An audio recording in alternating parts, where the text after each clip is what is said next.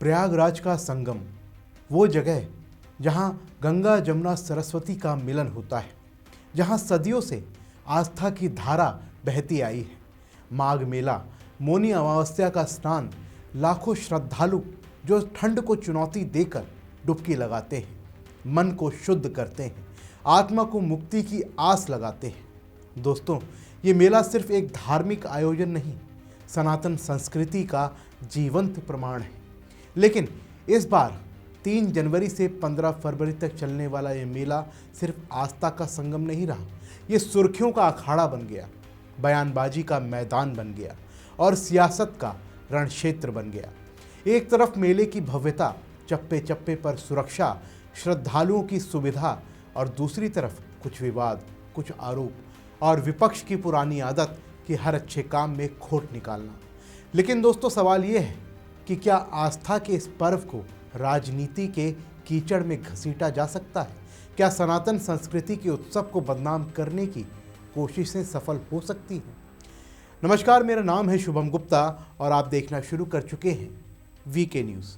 आइए इस पूरे माहौल को समझते हैं। दोस्तों, माघ मेला इस बार ऐतिहासिक महाकुंभ की छाया में आया, लेकिन उसकी अपनी रौनक है। योगी आदित्यनाथ की सरकार ने इसे भव्य बनाने में कोई कसर नहीं छोड़ी। चप्पे चप्पे पर पुलिस तैनात, सुरक्षा के इंतजाम अभेग, सुविधाएं ऐसी कि श्रद्धालु बिना किसी परेशानी के स्नान कर वापस लौट रहे हैं। लाखों लोग आए, डुबकी लगाई और ज़्यादातर के चेहरे पर संतोष दिखा। लेकिन इसी बीच एक विवाद ने सुर्खियां बटोरी। स्वामी अविमुक्तेश्वरानंद सरस्वती की मौनी अमावस्या पर शोभा यात्रा रोकी गई, पुलिस से झड़प हुई, धरना दिया गया, माफ़ी की मांग की गई। लेकिन प्रशासन ने साफ कहा कि नियम सबके लिए बराबर है, परमिशन जरूरी है। और फिर मामले में विपक्ष कूद पड़ा। अखिलेश यादव ने आरोप लगाया कि संतों के साथ दुर्व्यवहार हुआ है, सनातन परंपराओं का अपमान और भाजपा अधर्म कर रही है। लेकिन दोस्तों, सबसे पहले आप योगी सरकार की सोच को समझिए। जब 2017 में योगी सरकार सत्ता में आई, तब से संगम की तस्वीर बदली है। महाकुंभ हो या फिर माघ मेला, मकसद सिर्फ आयोजन नहीं, सनातन संस्कृति को दुनिया तक पहुंचाना रहा। पहले की सरकारों में धार्मिक मेले सिर्फ प्रशासनिक चुनौती थी कि कहीं भगदड़ ना मच जाए, सरकार बदनाम ना हो जाए। लेकिन सुविधा, सुरक्षा, श्रद्धालुओं की आस्था का सम्मान वो गौण था। अखिलेश यादव की सरकार में कुंभ को मेला बना दिया गया कि जैसे कोई साधारण तमाशा हो। फिल्मों में दिखाया जाता था कि कुंभ में बच्चे बिछड़ जाते हैं, परिवार अलग हो जाते हैं। वामपंथी सोच का असर था कि धार्मिक आयोजन को सिर्फ भीड़ का जमावड़ा बता दो, आस्था को कमज़ोर कर दो। मुस्लिम तुष्टीकरण की राजनीति में हिंदू पर्वों को नेगेटिव दिखाया गया। लेकिन अब क्या हो रहा है?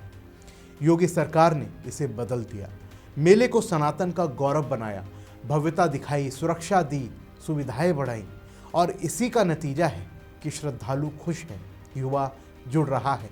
जो पहले दिग्भ्रमित थे वामपंथी विचारों से, जावेद अख्तर जैसे नास्तिकता के प्रचार से, अब देख रहे हैं कि कैसे सनातन जीवंत है। संतों के मुकुट में योगी की तस्वीर, कथावाचक गांव-गांव जाकर प्रचार कर रहे हैं कि ये सरकार आस्था की रक्षा कर रही है। ये सिर्फ व्यवस्था नहीं, राजनीतिक संदेश दे रही है, हिंदू एकता का संदेश। और विपक्ष की बौखलाहट यही है। अखिलेश यादव देख रहे हैं कि उनका पीडीएफ फेल हो रहा है, जातियों में बांटने की राजनीति कुंद पड़ रही है, हिंदू एक हो रहे हैं तो कैसे लड़वाएं, इसलिए विवाद खड़ा करो। स्वामी का मामला हो तो चिल्लाओ कि अपमान हुआ। लेकिन सवाल ये है कि अगर परमिशन नहीं ली, नियम तोड़े, तो गलती किसकी? संत को धरना देना चाहिए या शिकायत करनी चाहिए? योगी सरकार ने छोटी छोटी समस्याओं पर भी संज्ञान लिया। बनारस में मूर्तियों का मामला हो तो वो खुद गए, जांच कराई। फिर बड़े विवाद में समझदारी क्यों नहीं? 90% संत योगी का समर्थन कर रहे हैं, कह रहे हैं कि क्षमा करो और आगे बढ़ो, क्योंकि वो जानते हैं कि ये सरकार सनातन की रक्षा कर रही है। अगर बदल गई तो फिर पुराने दिन आ जाएंगे। आजम खां जैसे मंत्री आयोजन संभालेंगे, पत्थरबाजी होगी, बदनामी होगी।